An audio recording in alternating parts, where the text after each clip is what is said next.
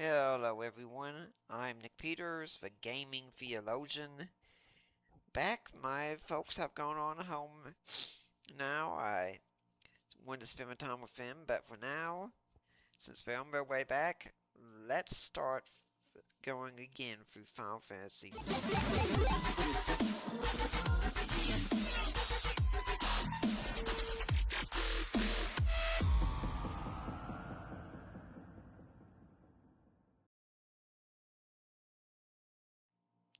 Okay. So, when I last left us, we were getting ready to go through the Baronian waterway, but we made a detour to Mist first, I think. Let me check and make sure about that. Yep, we did. And, well, now it's June, the month I prefer to call Repentance Month.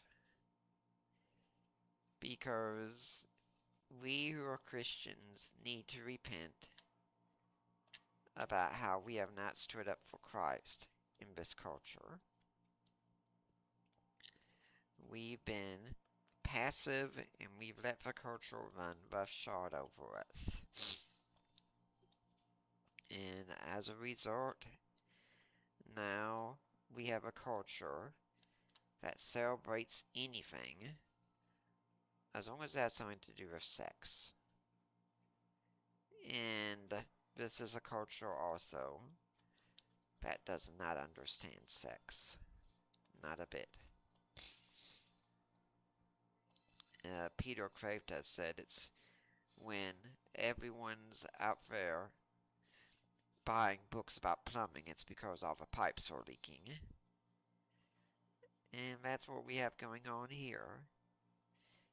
People are buying all the books on the topic because no one understands the topic. And some people have said that we live in a culture that thinks about sex too much. And with Kraft again, I contend it's just the opposite. We think about it too little. A culture where everyone is obese, for instance, is not a culture where everyone's thinking about food too much. It's a culture where they're not thinking about it enough. They're thinking about it so little that they don't know the proper place for food in relation to health. Our culture does not understand sexuality the same way. Now, some of you out there listening could think, well, all you're going to do now is tell us what the Bible says about same-sex relationships, and that's going to be it. No, not at all. Because I know that the moment the Bible gets brought up, it's going to be discounted anyway. So, my plan then today is to make a case apart from Scripture about why we should not celebrate the path our culture is going down. Now, when the state considers what it can do with inaction, it can do one of the three P's. It can prohibit it. That is where we pass a law saying this action is not allowed, such as murder. Well, unless of course it's a baby in the womb and you want to abort it, but that's for another time. But murder is generally one case. We say this is not allowed. Then you have cases of things that you can promote. Generally, our society likes to promote, say, giving to charity. That's why you can get tax write-offs if you give to charity. And I support the idea of promoting people giving to charity in general, since I think there are some charities out there that one ought not support. But in general, being generous with your money and what you have, your time, even if that is a good thing. But then we also have things society will permit.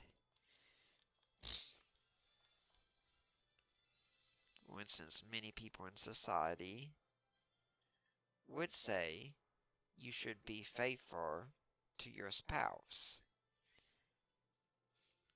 But it doesn't mean we're going to have a law about adultery per se. Not that I totally condemn this, but there are some things that we do permit just because we're not going to go into an overly policing society. When it comes to things we prohibit and things we promote, what we have to ask is, what is good for society at large? And this is one of the myths that modernity has given us through the Enlightenment, with the idea of what I call, and others before me as well, the myth of progress. See, imagine, well, let's just use this game as an example here. Are we progressing in the game? Yes. Yes, we are. How do we know that? Well, because even if someone doesn't know how the game ends, they know that generally the further you move along in the story, the more you must be progressing in the game. The more you read a book, with each page you turn, you are progressing in the book. How do you know you're doing this? Because you have a set goal at the end, which, in the case of a game, is oftentimes reaching the end of a game. Now, there can be other goals, such as finishing a side quest, getting a particular weapon, things of that sort. You could set temporary goals that are short-term along the way, such as right now I could say my goal is to get through the Baronian waterway. That is a goal.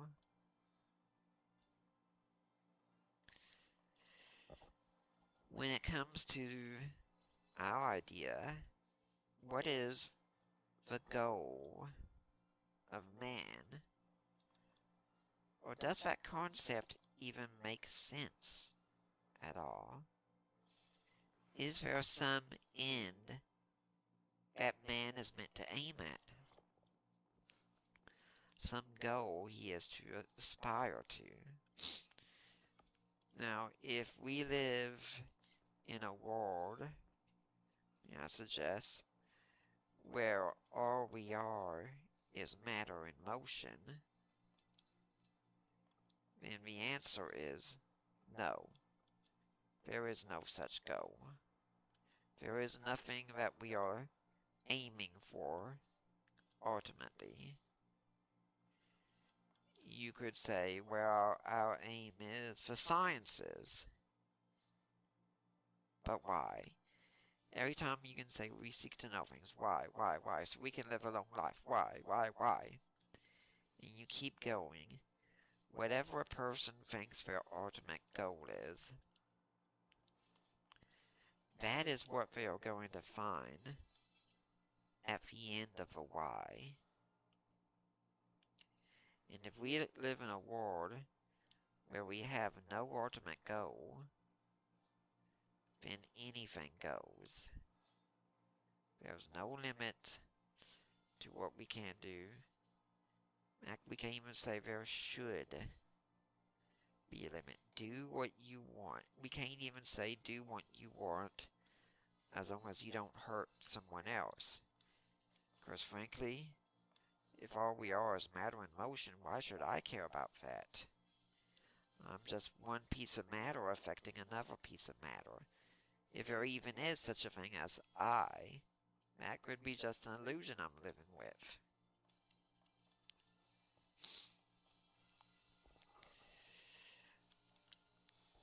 But if we are living in this illusion, some people will say, well, the best thing we want to go in for is just whatever makes us happy.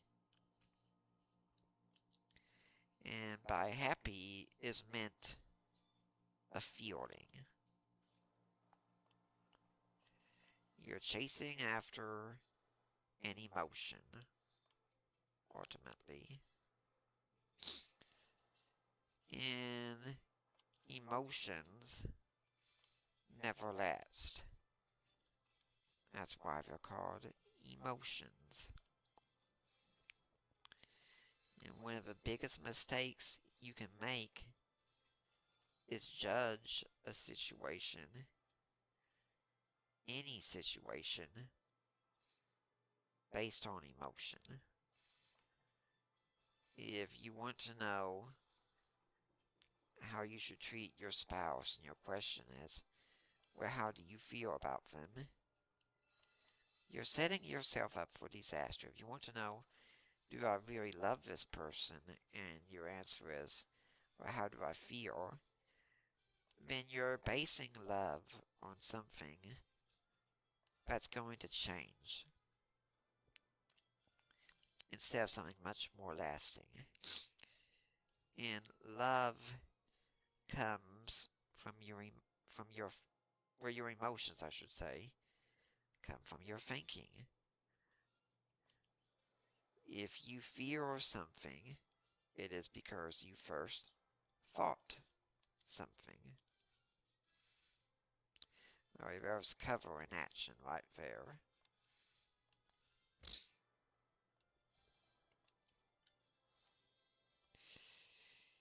If you find yourself wrestling with a difficult emotion, you should go back and check what were you thinking beforehand, because there will be a connection between the two.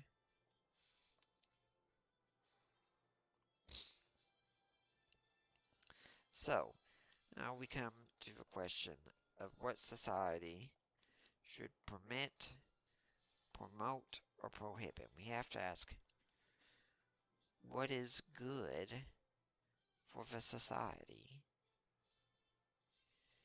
On a basic level, what we can say is good for a society is for it to exist.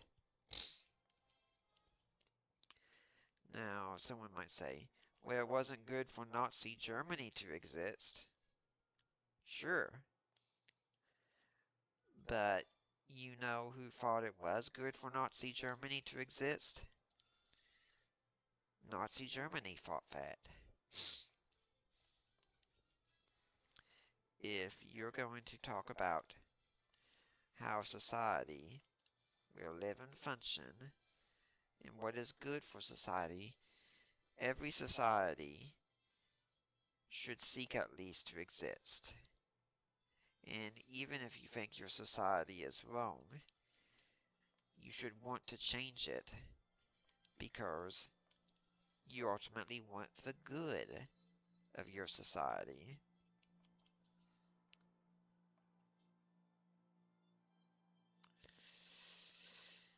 You know, one thing that we can say would definitely help a society to exist would be these little things called children.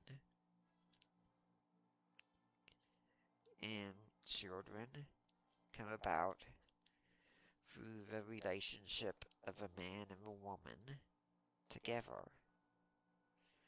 Right now, there's really no other way. I mean, even if you say, and I'll explain a bit why I'm not using a temp right now, we're going to grind a little bit tonight. Even if you say, yeah, but can't a woman just go to a sperm donor or something like that? Even then, you have something from a man and something from a woman working together. It reminds me of something that Jennifer Roback Morse of the Ruth Institute said. And yes, I know I'm quoting a lot of Catholics tonight. I'm not Catholic, but they do a lot of good thinking on these issues. Where she said, at first, we wanted to have sex without babies. So now we are having babies without sex, which she says I'm sure is not nearly as much fun as the traditional way. And yes, she's right about that. That's how far we've come in our scenarios today. Right now, we live in a society even that not only can we not tell you about what is good for a man, we can't even tell you what a man is. We have a Supreme Court justice right now who is stumped by the question of what is a woman. Think about that. You can rest in your own bed for free. So, rather than use a tent, we're going to come here, which is a limited resource. We're going to come here and rest for free. Then go back and grind some where I talk about Pride Month. This is how far we've fallen. We do not know what a man is. We do not know what a woman is.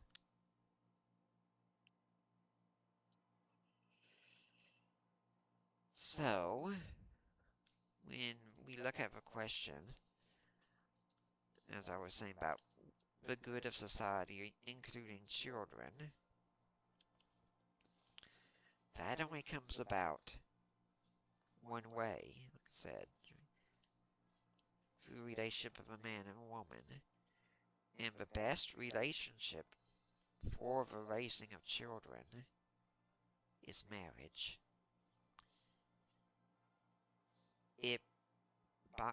It combines a child, puts them in alignment with their biological mother and father.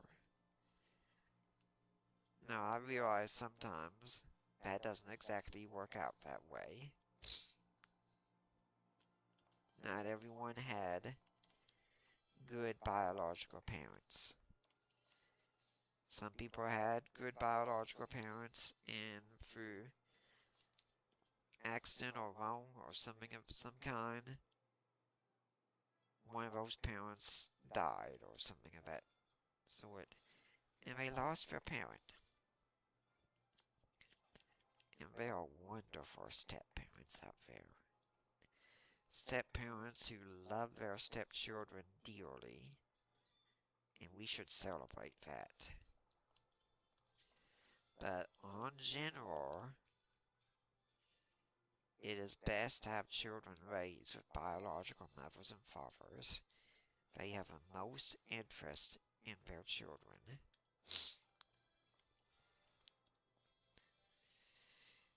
Same-sex couples cannot do this on their own. And if they do, a child is being robbed of either a mother or a father in the home. And we dare not act like someone of the opposite sex can replace that. If someone has a father who has died, for instance, you could have someone like an uncle or even a coach or a teacher come in and fill that role, provided they're male.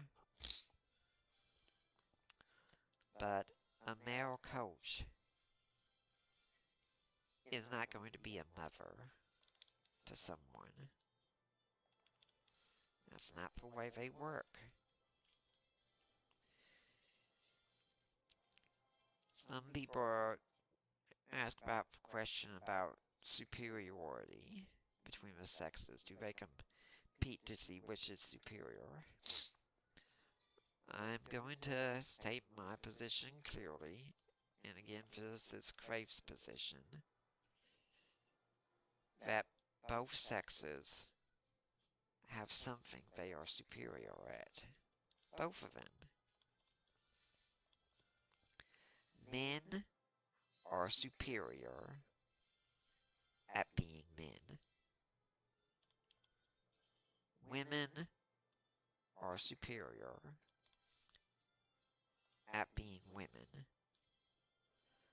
Unfortunately, if you mix those up, nowadays you're getting into a case where men are superior at being women, which is nonsense. And one of the greatest gifts that women have is the gift that they can produce children. Of course, they need a man's help to do that, but childbirth is something amazing.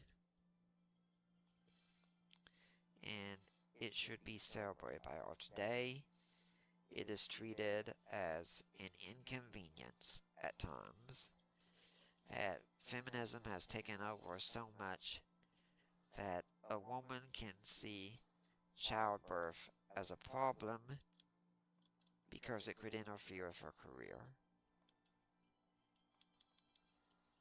It's very tragic we think that way. Because family should always be the most important thing, not our careers. But if you get to a point where sex seems to have nothing whatsoever to do with having children and raising them, especially with abortion, well, it's not hard to go from that to that having children has nothing to do with marriage. What makes marriage so unique?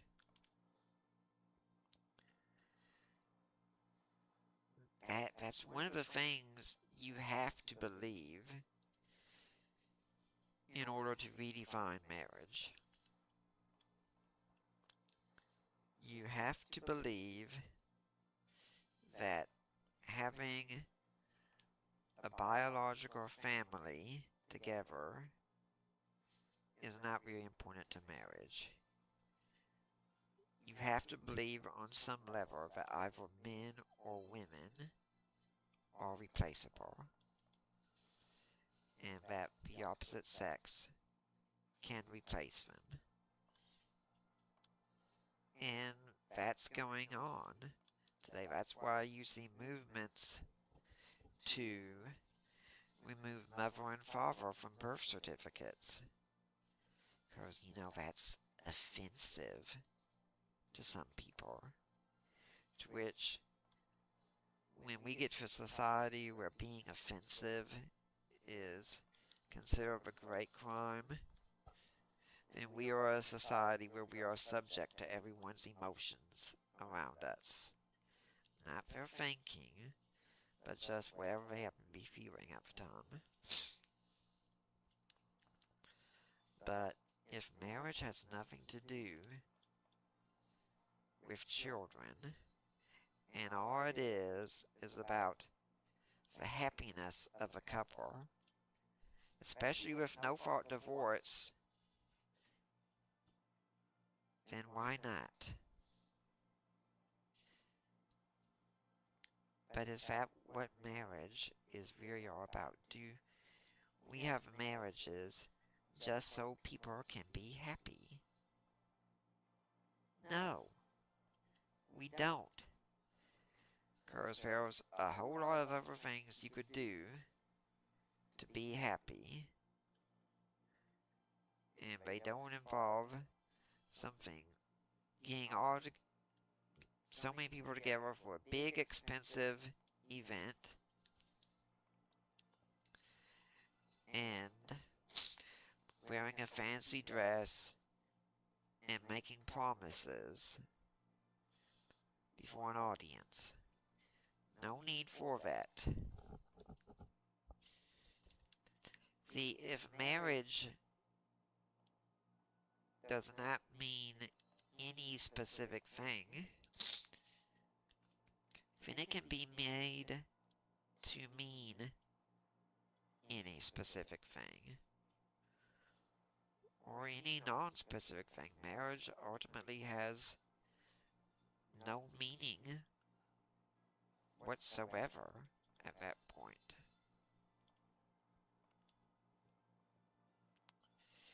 And at this point, we have to ask,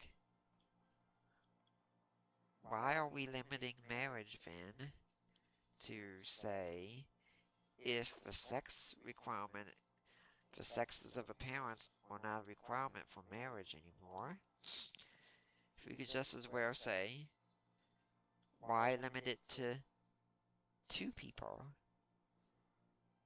Maybe one person can marry themselves. Maybe 3 people can get married. Maybe 42 people can get married. Maybe we can say everyone in the world is married to everyone in the world. Why not? Or we could go a step further. Why does marriage even have to involve people? Could a woman be married to her dog, for instance? Why not? We got AI coming up. Could someone marry an AI? Why not?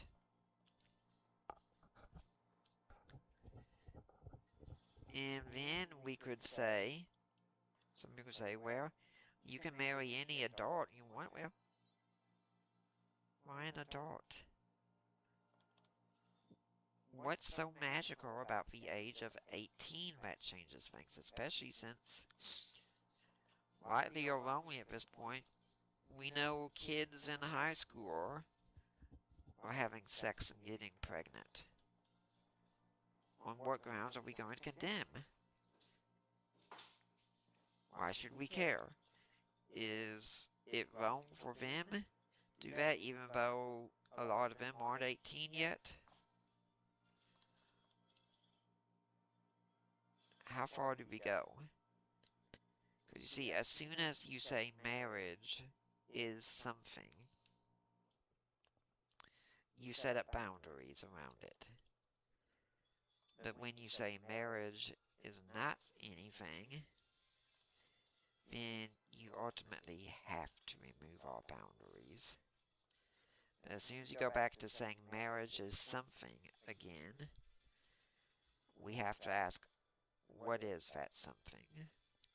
And then we have to ask, do we discover it or do we make it? Did we discover the way men and women work together? Did we create it? Now again, if we create something, we can make it anything we want. If the developers of Final Fantasy IV, if all of them were still alive and they came together and they wanted to change their game in some way, they could do that because it's theirs. That's an artificial something that exists.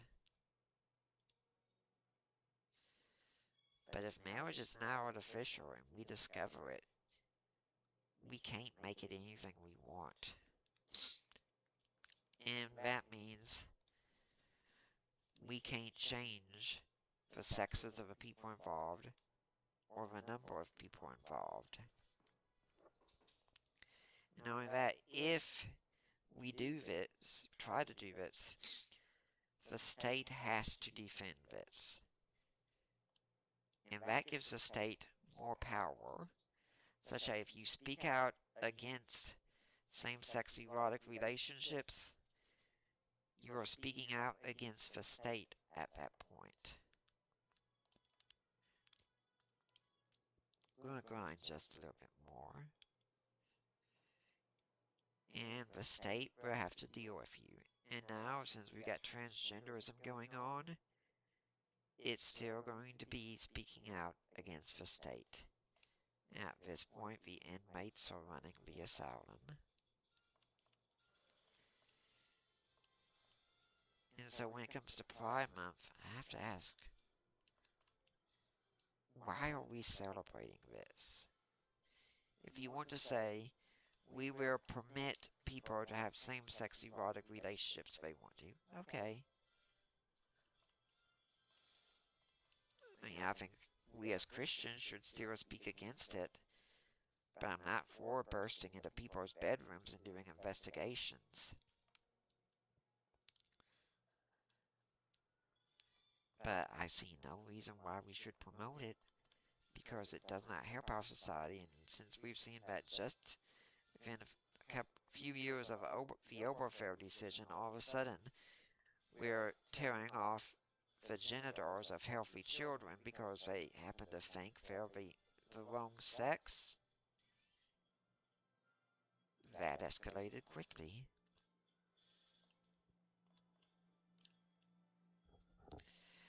Now, someone might say at this point, well, how should we treat people with same-sex attraction? And this question is easy, with love.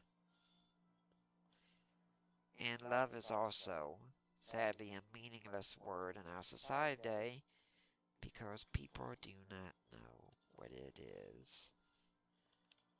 A lot of people consider love to be an emotion.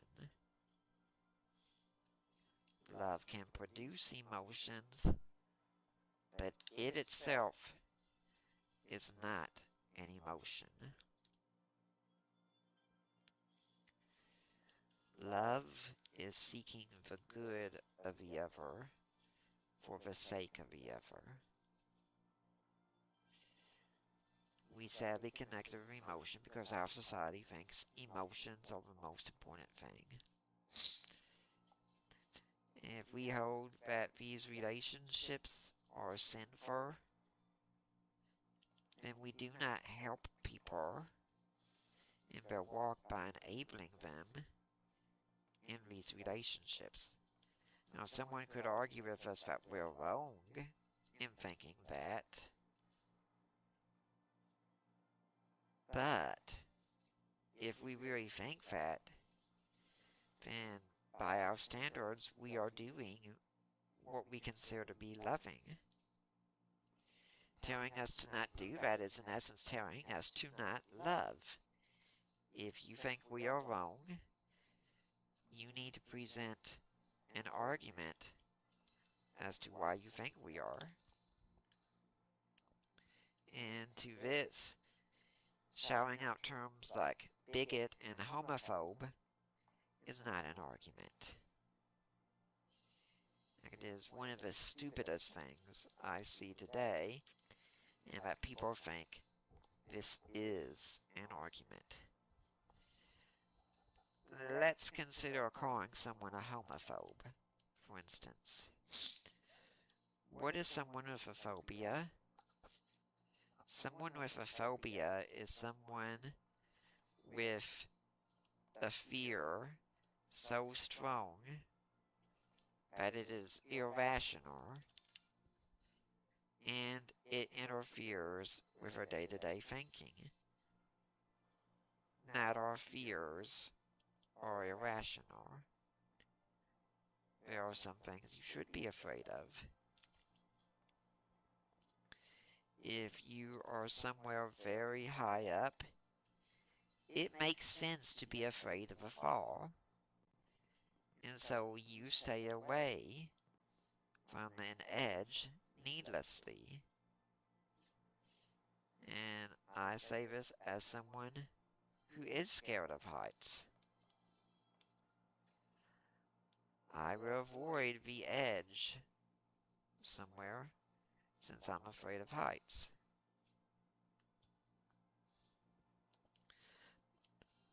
But an irrational fear is one that no matter what you do, it's there, even when there's no basis for it and it interferes with your day-to-day life.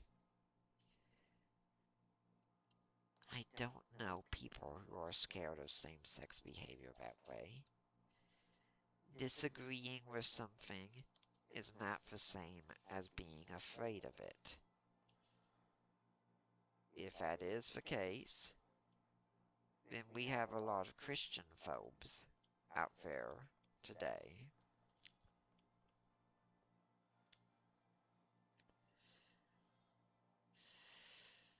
Now, having said all that, well, let's go with another one. Bigot.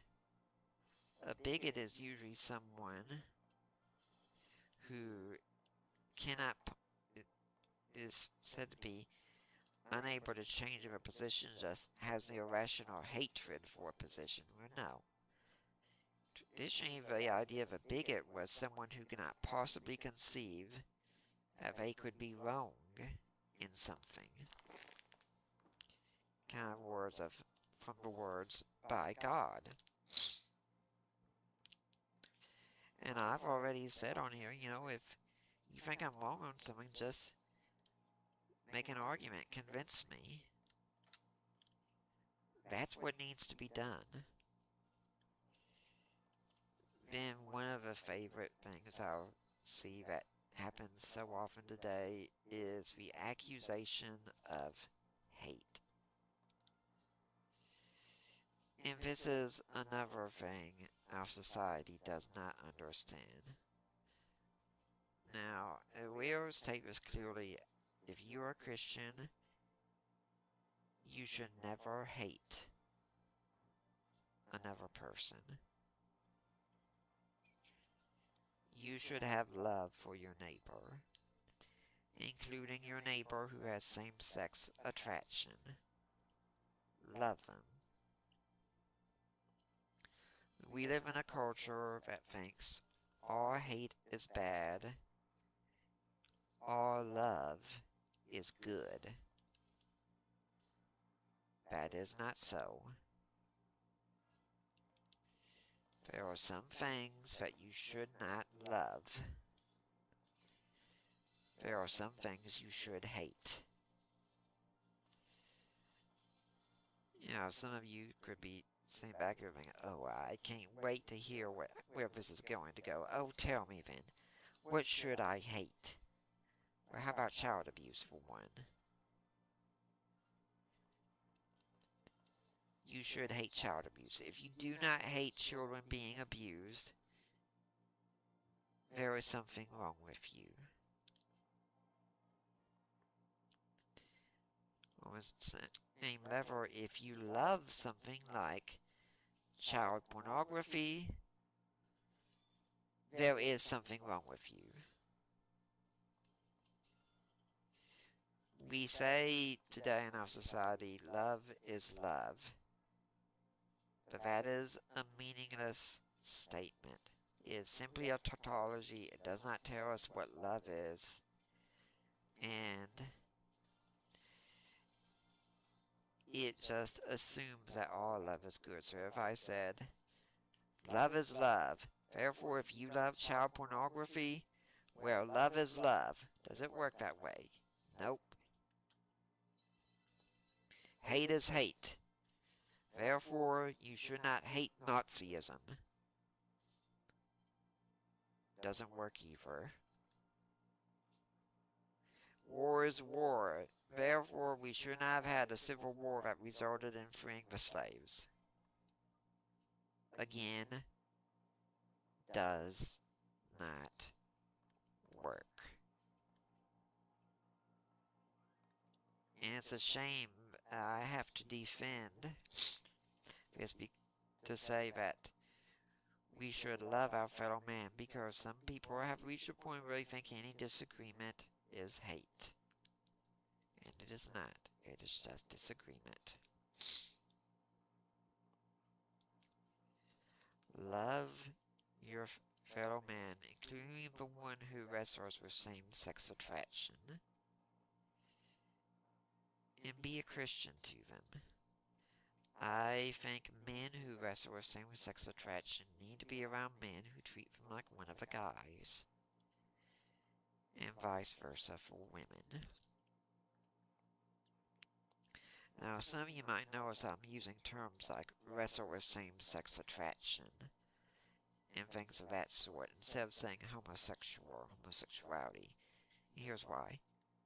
Because I do not consider those identities. And I consider it demeaning to identify someone by who they sleep with. Okay, right here, Bacon is here to greet us and telling us that he does not serve Gomez, his loyalty lies with Baron, and that he's looking for Sid, but he and his men were attacked and he was the only survivor. So Seth offers to join us. Captain Bacon of Royal Guards has joined the party. But doesn't that make 6 people in the party? Something's wrong. Yes, I sense danger. What, like a monster? Oh, give me a break, mister. Sir, no disrespect, that acting of yours is about as subtle as a crutch.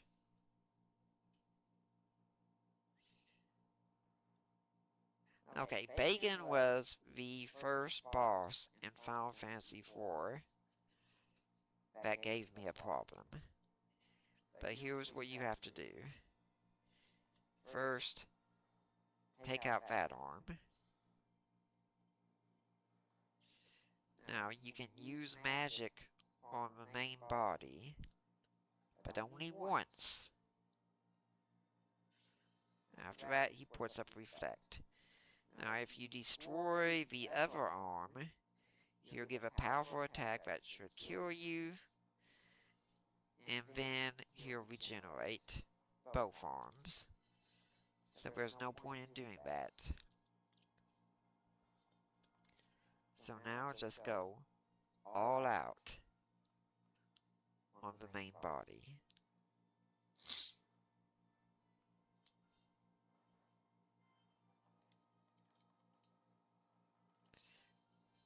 And I'll just have Param act as a healer.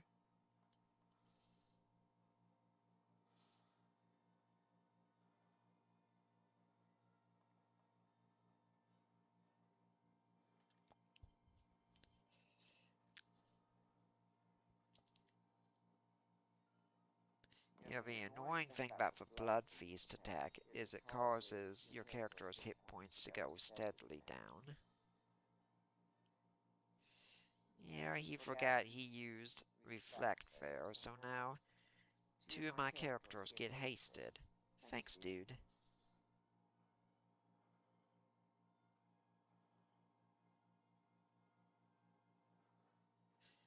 Personally, I would have preferred Cecil and Young, but beggars can't be choosers.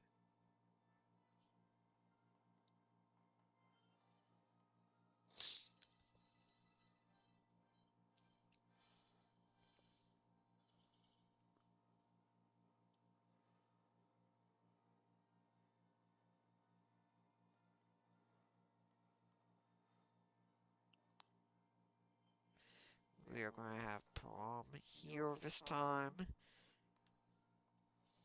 just to be safe, because I prefer to not wait until a character is weak. And there we go. Now all we gotta do is go after this one arm left. How someone's right arm is just standing there? No idea. And yeah, you'll do that after a while. you haven't already.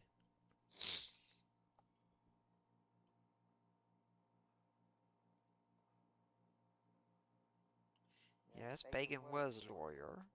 Unfortunately, he was loyal to the wrong side. And now, also, what we can do, before we go further, is go here and get some nice treasure.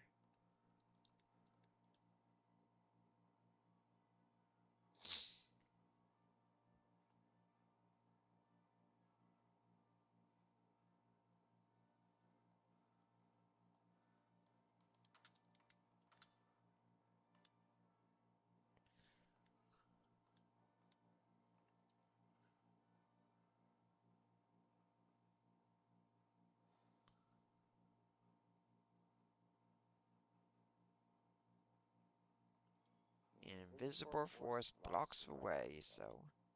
Yeah, I knew about that. We'll be coming back later.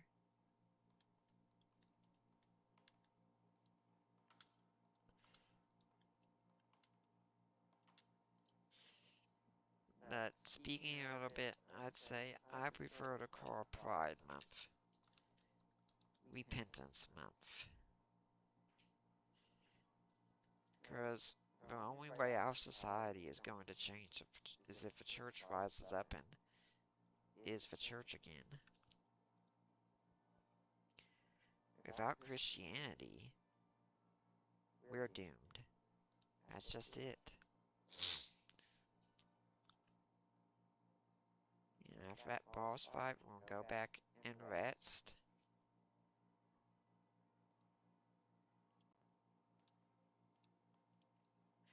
Now, I do think that our culture is starting to see the damage of redefining marriage. I think the idea of mutilating the bodies of healthy children was a step too far for too many. And that's when the mask came off. And we are going to have to get rid of the myth of progress, because our idea seems to be rather that we will only find joy if we get away from Christianity, which is just the opposite of reality. Here you'll find out why I was doing that later. We will only truly find joy in Christianity. Now let's see the king, who's happy that we returned. Except he's not happy to see me as a paladin.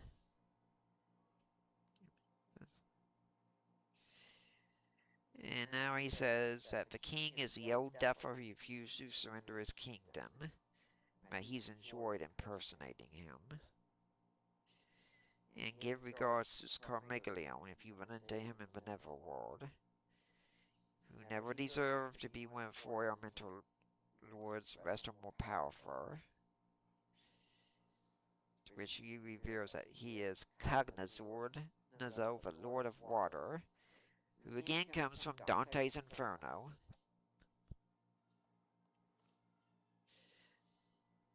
Now, here's something that will not make sense about this battle. He is the Fiend of Water.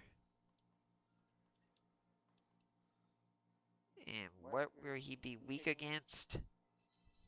Ice.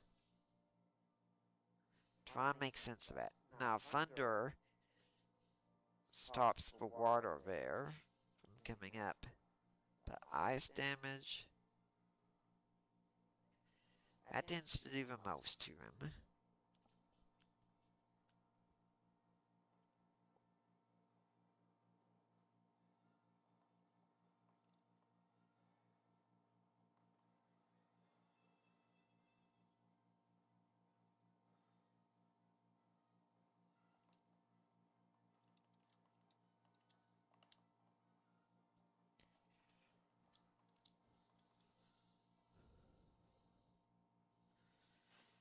The water acts as a barrier that helps protect him.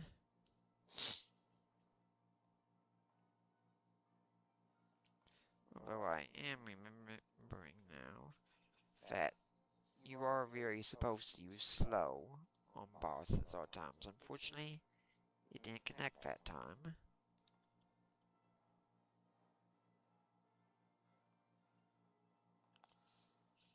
We're going to skip Palom's turn for a little bit.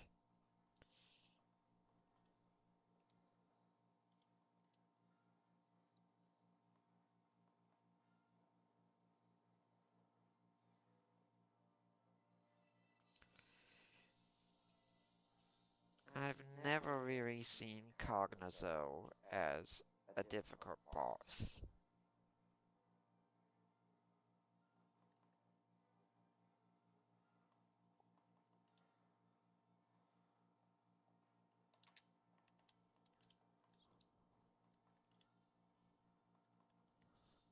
I mean, so far, he's barely even attacked us because of how slow he moves with everything.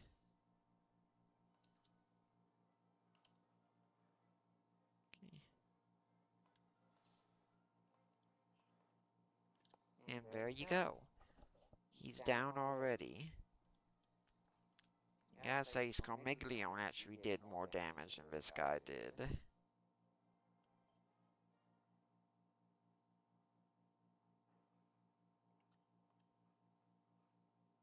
And here's Sid.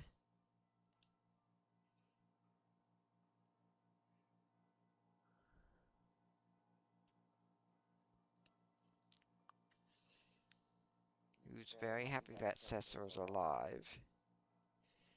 And asking about Rosa.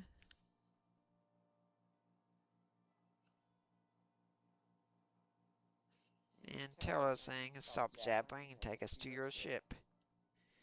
There's a snippy octogenarian. A couple of old guys fighting it out. And each one insisting they're not the old one.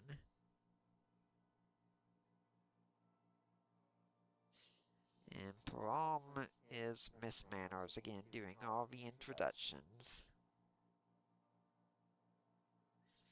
And Palam is his usual sarcastic self saying they have another geezer on board.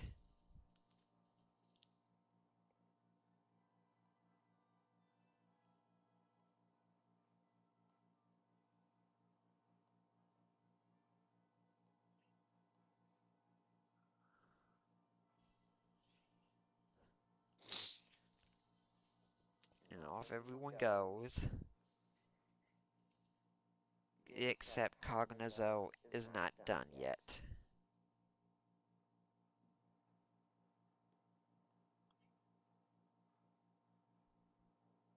Walls are closing in and the doors are locked.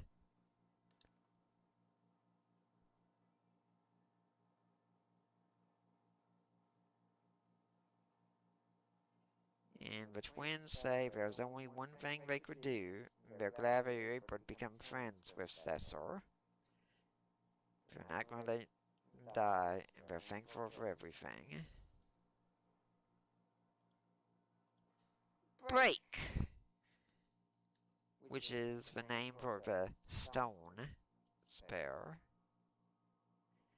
Which means they've turned themselves into stone statues. It's truly one of the saddest scenes in a Final Fantasy game. And Terra tries to cure it.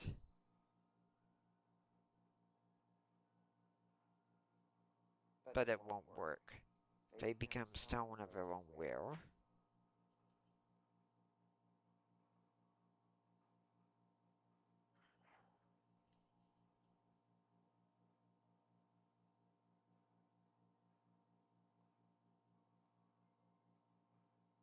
And here's the cries for vengeance.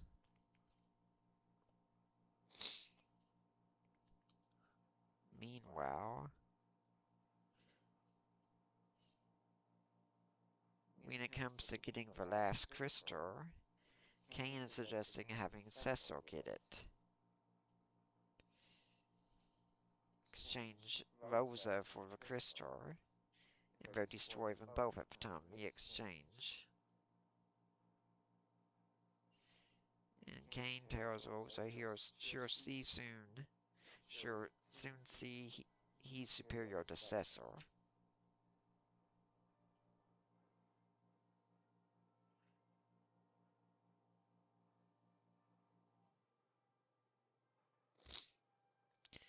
There is no way to get back to this spot again. At least none that I've discovered.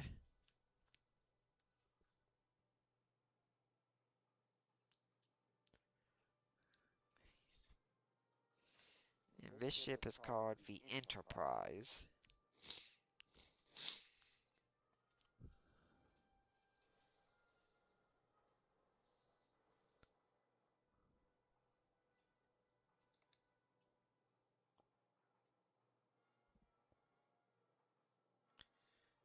About to go to battle stations, except there's a white flag flying.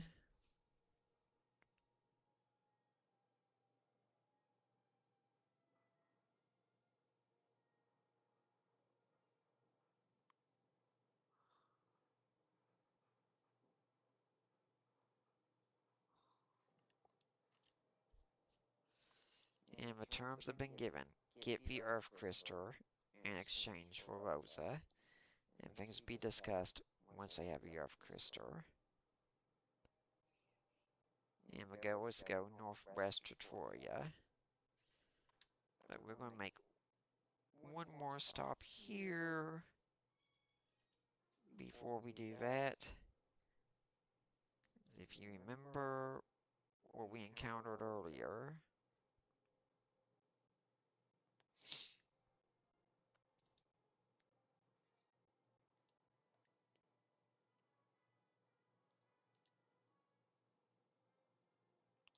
now that force is gone. Your Majesty.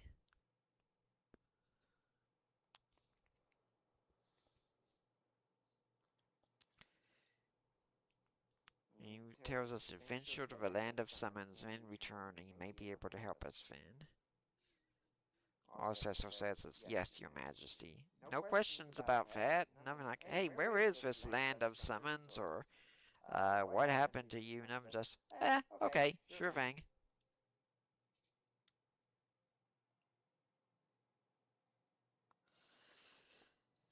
I'm gonna stay a little bit longer tonight and go one more place here to show out cruise. Once you get the airship, you can explore anywhere else in the world.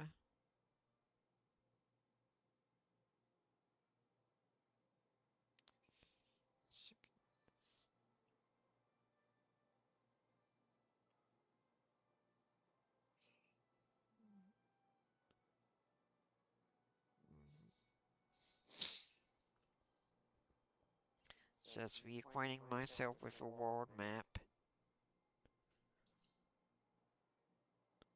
But one spot you can go is the town of Silvera, on something shaped like a pig's head.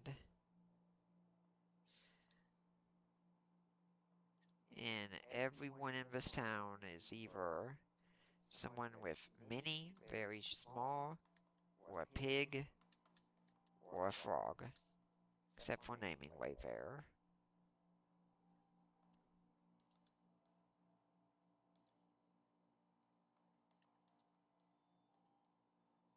Okay, since that person went in the building,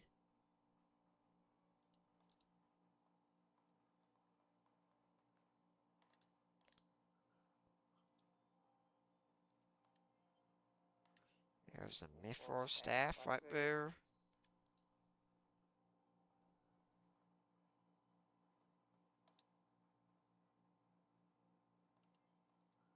A Mithril knife. 5,000 gear.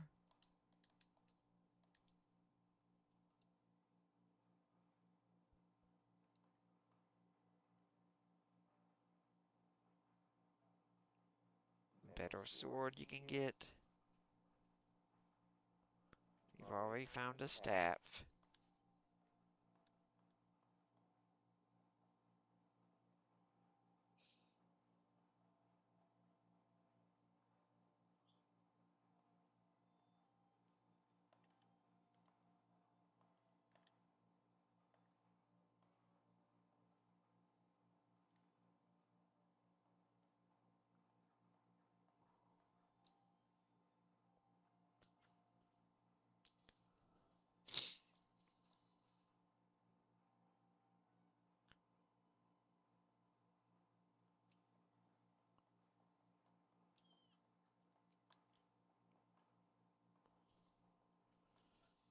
We're going to give Cesar some better armor here.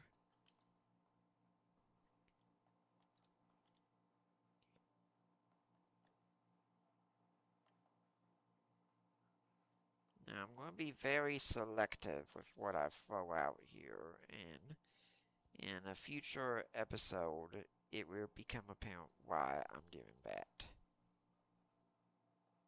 The bat spin, and this is now.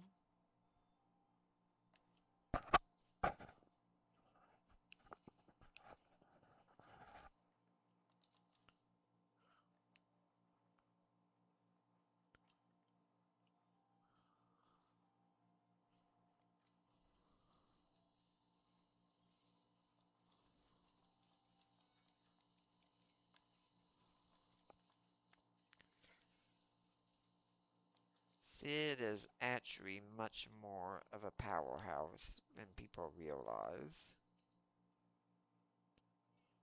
We can't use the shield though, or else he'd have to unequip the hammer.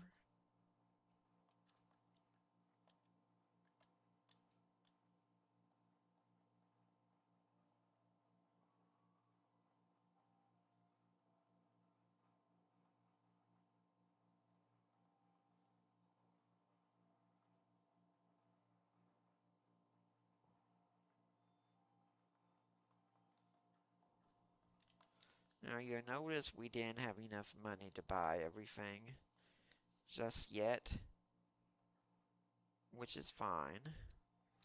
We'll come across that. But we're going to do that next time. And folks, show love for the person you meet who has same-sex attractions. We should all love our neighbors. Especially, we could say, the ones that we disagree with. You do not love what they do, but you love them. I'm Nick Peters, a gaming theologian. Please like, comment, share, and subscribe. Please support me on Patreon, on my Substack, and I affirm the virgin birth, and I will see you